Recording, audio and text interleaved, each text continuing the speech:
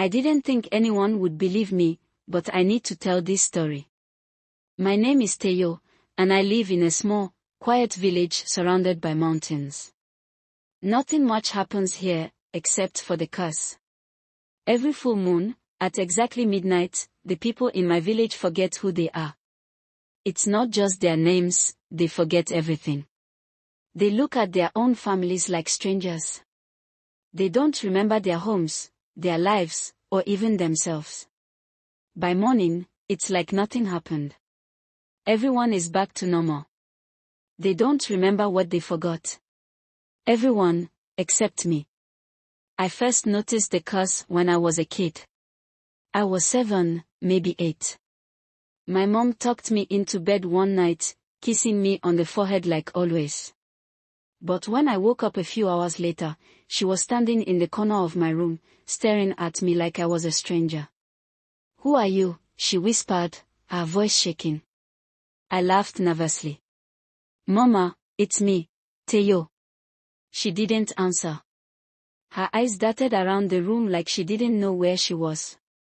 It scared me so much I ran out of the house. The streets were chaos. People were wandering around, asking each other, "Who am I?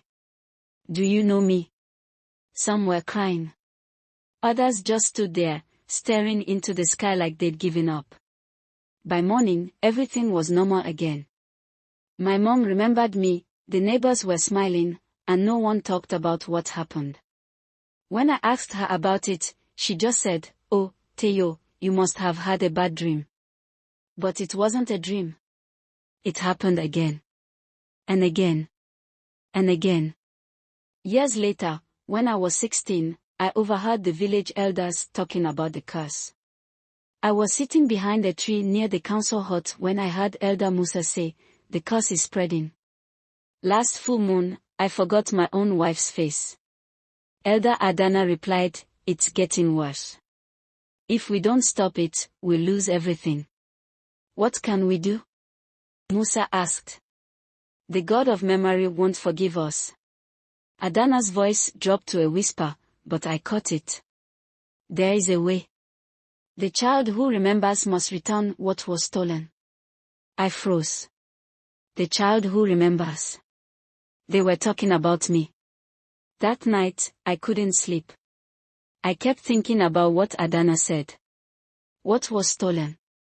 What did they mean, return it? The village had an old, crumbling temple no one ever went near. People said it was cursed, but I figured if there were answers, they'd be there. When I entered the temple, it felt wrong. The air was cold even though it was a warm night. Shadows moved even though there was no wind.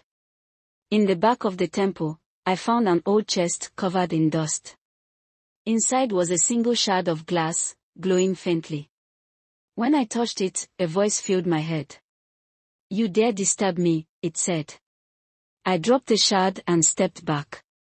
Who are you?" "I am the God of memory," the voice said. "Your people stole from me, and now they pay the price." "What did they steal?" I asked.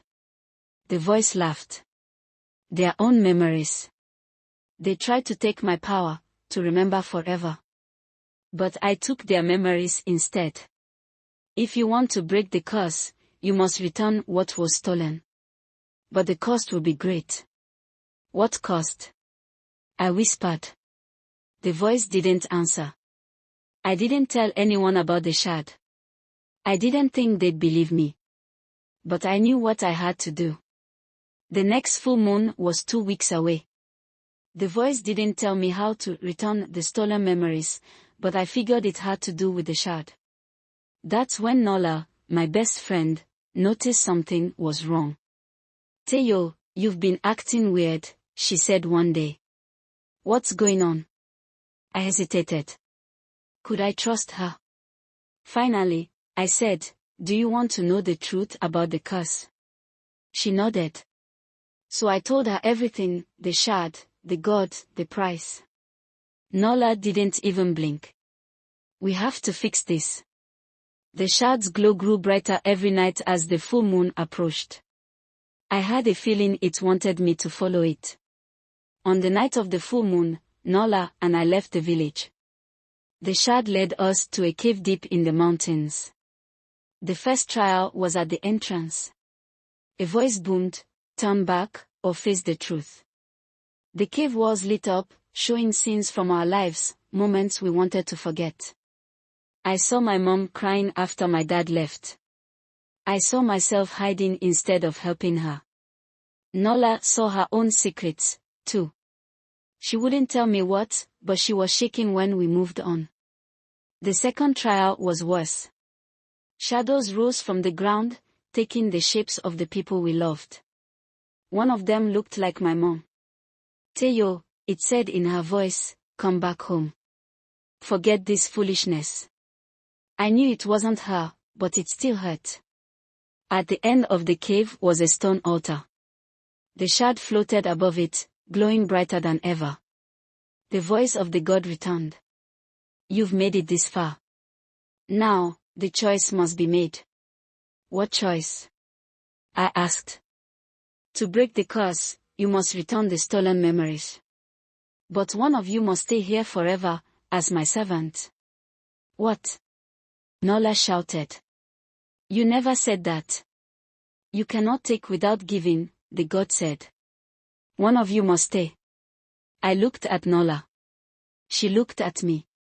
"I'll do it," I said. "No," Nola said, grabbing my arm.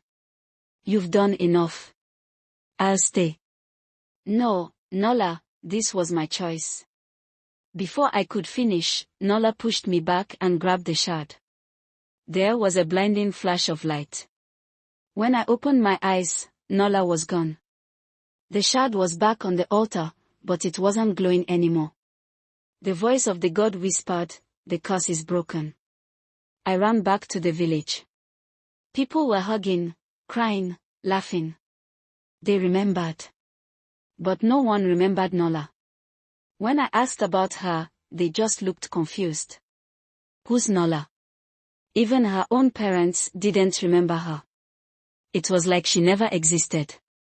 Now, every full moon, the village is alive with laughter. The curse is gone.